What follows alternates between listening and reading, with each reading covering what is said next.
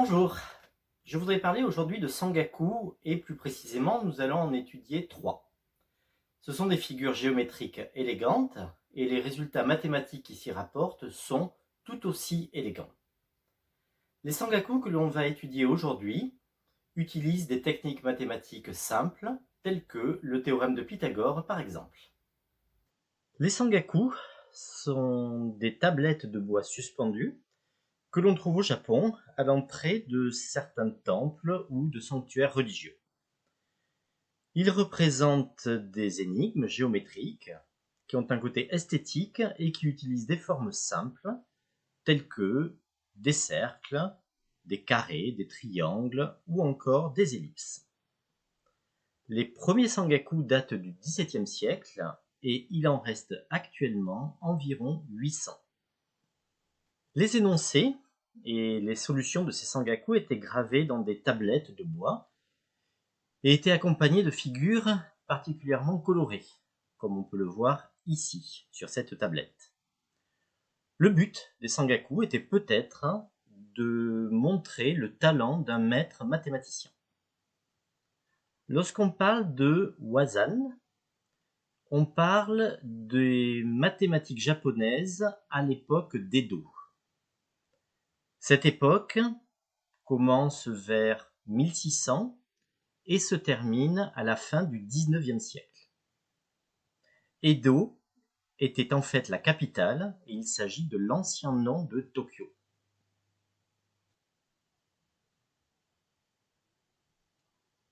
Par la suite, nous allons évoquer trois Sangaku qui se trouvent exposés dans certaines préfectures au Japon. Le premier Sangaku se trouve ici, dans la préfecture de Miyagi, sur l'île d'Honshu, au nord de Tokyo. Tokyo qui se trouve donc ici. Un deuxième Sangaku est exposé dans la préfecture de Gunma. Gunma qui est ici, non loin donc de Tokyo. Et enfin, le dernier Sangaku, que l'on évoquera un petit peu plus tard, se trouve sur une autre île, sur l'île de Shikoku, ici, dans la préfecture d'Eim. Voici ici la représentation d'un Sangaku classique qui date de 1820 et que l'on trouve dans la préfecture de Miyagi. Deux cercles sont tangents l'un à l'autre. Le cercle rouge a un rayon petit r, le cercle jaune a un rayon grand R, et on considère une tangente commune AB. L'objectif de ce Sangaku, donc de cette énigme mathématique, est le suivant. Il s'agit de démontrer que la distance AB au carré est égale à 4 fois le produit des deux rayons. Ou encore, de manière équivalente, en prenant la racine carrée de part et d'autre, la distance AB égale 2 fois la racine carrée du produit petit r fois grand R. Nous allons passer à présent à la démonstration de cette relation. Considérons pour cela O1 le centre du cercle jaune, O2 le centre du cercle rouge et H le projeté orthogonal, ici, du point O2 sur la droite AO1. On a donc ici un angle droit. La distance O1-O2 est égale au rayon du cercle jaune plus le rayon du cercle rouge. Donc grand R plus petit r. Au passage, j'admets, la démonstration est assez simple, j'admets donc que le point de contact entre les deux cercles est aligné avec les deux centres O1 et O2. La distance HO1 n'est autre que la distance grand R que l'on voit ici, moins cette distance AH qui est la même que la distance O2B, c'est-à-dire petit r. Donc HO1 est bien égal à grand R moins petit r. Par construction, le triangle O1HO2 est un triangle rectangle en H, ce qui va nous permettre d'appliquer le théorème de Pythagore. Dans ce triangle rectangle, le carré de l'hypoténuse étant O1, O2, donc son carré est égal à la somme des carrés des deux autres côtés, HO1 carré plus HO2 carré. HO2, ici, n'est autre que la distance AB. Donc AB carré plus HO1 carré, mais HO1 a été calculé précédemment, grand R moins petit r, donc grand R plus petit r au carré, égale la distance O1, O2 au carré, donc petit r plus grand R, le tout au carré. À partir de là, nous pouvons isoler la distance AB carré, que l'on cherche à déterminer en fonction de grand R et de petit r. Donc voilà AB carré. À partir de là, deux façons, en quelque sorte, et je vais développer les deux, de déterminer la distance AB carré. C'est l'occasion de rappeler les identités remarquables. Première méthode, on va factoriser la quantité qui est ici, où l'on reconnaît une expression, une identité remarquable du type A carré moins B carré. Pour rappel, A moins B, facteur de A plus B. On simplifie à présent ce qui est à l'intérieur de chacune des deux parenthèses. Grand R qui est ici s'élimine avec le grand R qui est là. Petit r moins par moins plus petit r, donc 2r. Même chose ici, une simplification 2 fois grand R. Conclusion, AB carré est bien égal à 4 fois le produit petit r fois grand R. Évidemment, et c'est l'occasion d'en parler, il était possible de développer chacune de ces deux quantités, ici. A plus B, le tout au carré, permettant d'obtenir le développement de grand R plus petit r au carré. A carré plus 2AB plus B carré, moins une quantité du type A moins B au carré, A carré moins 2AB plus B carré. On simplifie, ce qui donne naturellement le même résultat, heureusement, AB carré égale 4 fois petit r grand R. Passons à présent à un autre Sangaku, exposé dans la préfecture de Gunma, et qui date de 1824. Plus précisément, il s'agit de celui-ci, qui va nous intéresser tout particulièrement par la suite. Il s'agit d'un des Sangaku les plus célèbres. Voilà ici la représentation des trois cercles qui interviennent dans ce Sangaku. Les cercles ont pour rayon respectif R1, R2 et R3. Les cercles jaunes et rouges sont tangents extérieurement. Il en est de même du jaune et du vert, ainsi que du rouge et du vert. L'objectif ici est de démontrer la relation élégante entre les trois rayons 1 sur racine de R3 égale 1 sur racine de R1 plus 1 sur racine de R2.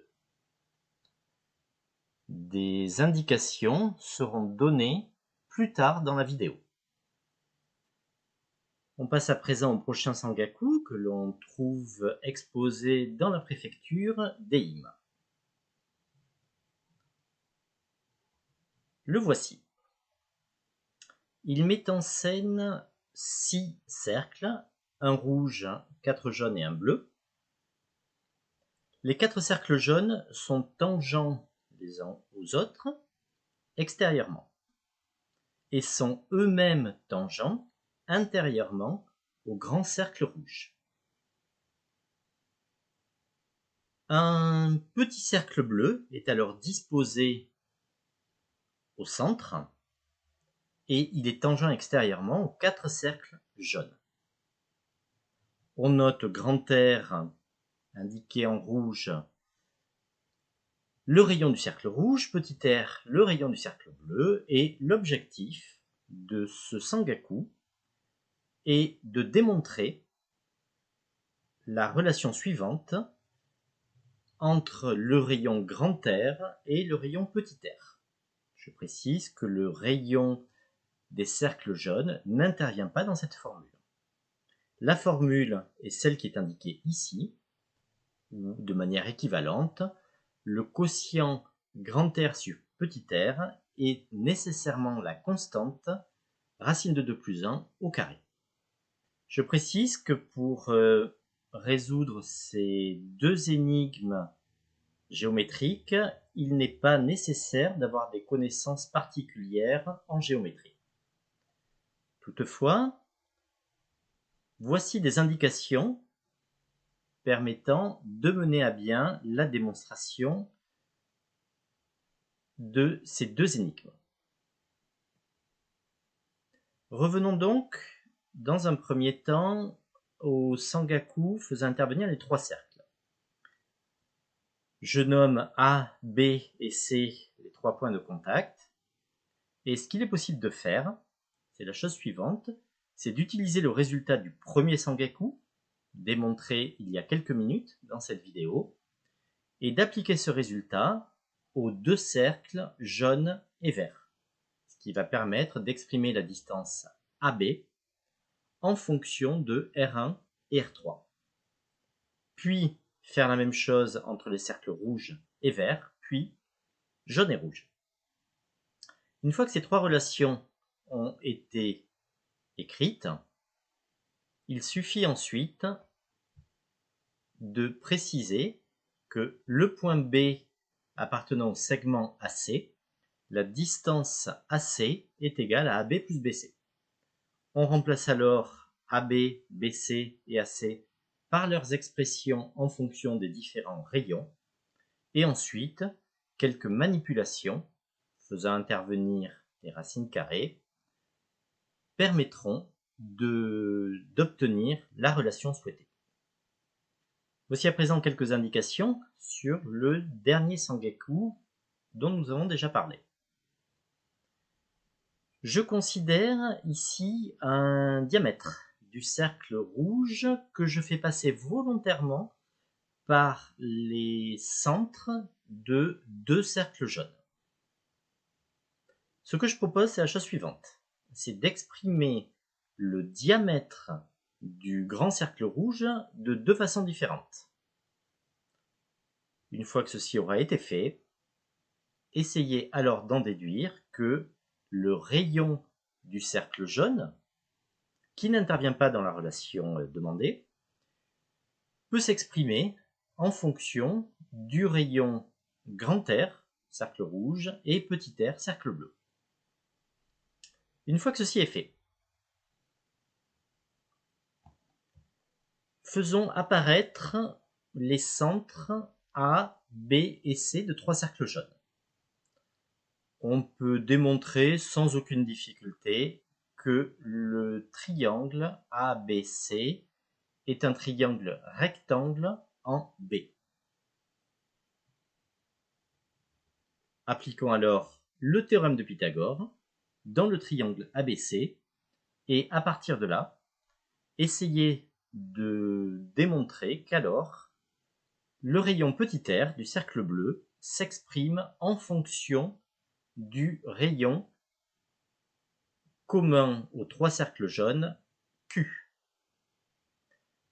Une fois qu'on a ces deux relations, on élimine alors Q entre ces deux relations et ça donne une relation donc entre petit r et grand R. Après quelques manipulations, on en déduit la relation souhaitée qui est là. Cette vidéo est terminée, je vous donne rendez-vous pour plus de détails sur les énigmes proposées ici. À très bientôt, au revoir.